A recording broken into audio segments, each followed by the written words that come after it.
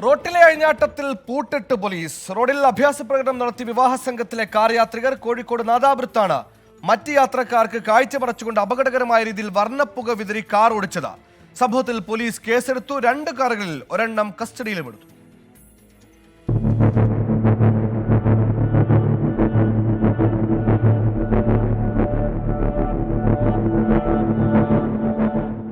വിവാഹ സംഘത്തിലെ 3 കാറുകളിലെ യാത്രക്കാരുടേതാണ് ഈ അപകടയാത്ര. നാദാപുരം ആവോലത്ത് തുടങ്ങി പാറക്കടവ് വരെ 5 കിലോമീറ്റർ ദൂരമാണ് മറ്റ് യാത്രക്കാരുടെ ജീവന് പോലും ഭീഷണിയായി വാഹനം ഓടിച്ചത്. വർണ്ണപ്പുക കാറിൽ നിന്നും പുറത്തേക്ക് വിതറുന്നതും ദൃശ്യങ്ങളിൽ കാണാം.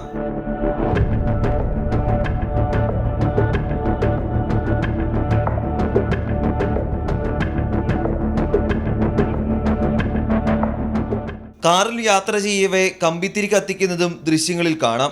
മറ്റു വാഹനങ്ങൾക്ക് കടന്നുപോകാൻ കഴിയാത്ത വിധം റോഡിൽ കാർ ഓടിക്കുകയായിരുന്നു. പുറത്തുവിട്ട വർണ്ണപ്പുക യാത്രക്കാർക്ക് ശാരീരിക അസ്വസ്ഥതകൾക്കും കാരണമായി.